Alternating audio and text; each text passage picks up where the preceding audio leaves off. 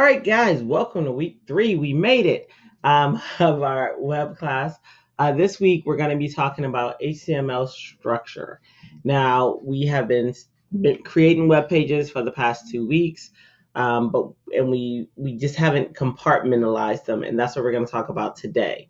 One thing to note, HTML, and I've talked about this in the past, but I just want to make sure that I say it to where you guys understand it. But HTML's job is to stack whatever information you put in there. It's stacking elements. Okay, so HTML is just going to stack it in whatever order. So whatever order you put it in, when you type it in Dreamweaver, it's going to stack it in that order. So if you type what we've been doing so far, which was say like our body, then our H1 tags, then our images and our paragraphs, it stacks it in the order that we put it in, and then the browser displays it in that order as well. However, one of the things I like to compare HTML to is a moving company or when you're moving yourself. So HTML's job is to stack, right? Information or stack elements. Well, the moving company, when they're moving your stuff, they stack boxes. They want to use as much wall as possible so that they can stack the boxes up. So what happens is they stack the boxes up in whatever order. Then when they run out of wall up top or it gets too much, they don't want to topple over, they'll go to the next row and start column and start stacking boxes.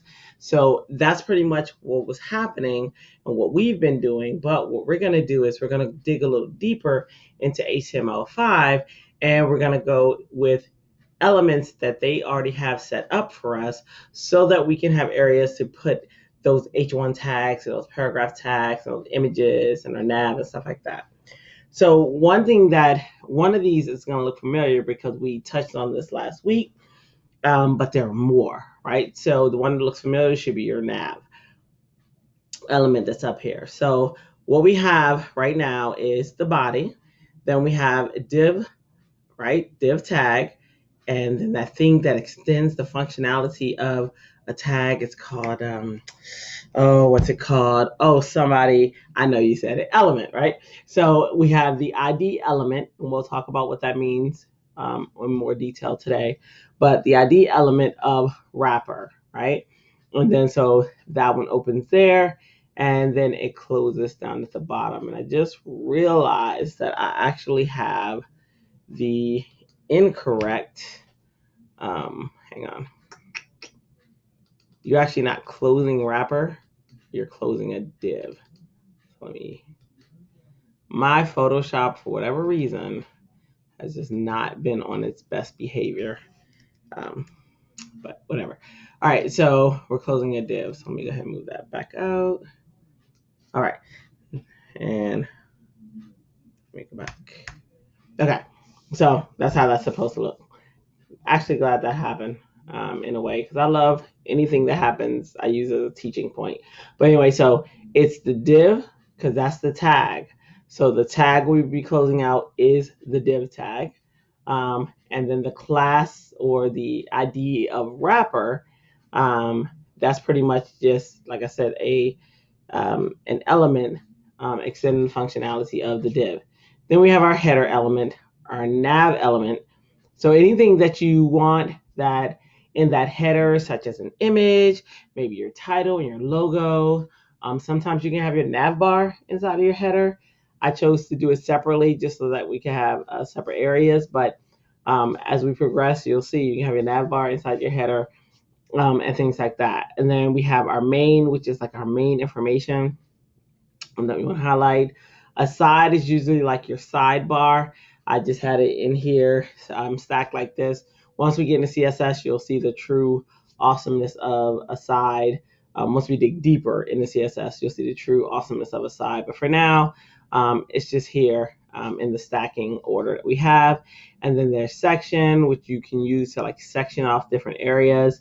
And then footer is always at the bottom because it's always your footer. Then we close the wrapper div, and we close body. So this pretty much is going to be our what we use as our stacking order for today. Then another thing I did from the website that we created last week is I wanted to show you what it would look like sectioned off. So we have our wrapper. And then right here, this might be the header where I had the Independence Day site and information like that. And then the nav area, and then main, and then aside might be where the background information is. And then section might be a section in the page where I'm talking about like the history and stuff like that.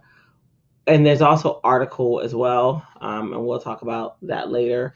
And then we have footer, which is awesome. So the reason, the cool thing about this, and those of you who are new to web might not appreciate it as much as those of us who are old to web, is back in the day you had to use divs for everything. And what div is, an empty tag, but div stands for division. So it's an empty tag that helped you divide up your website, kind of like this one is divided up.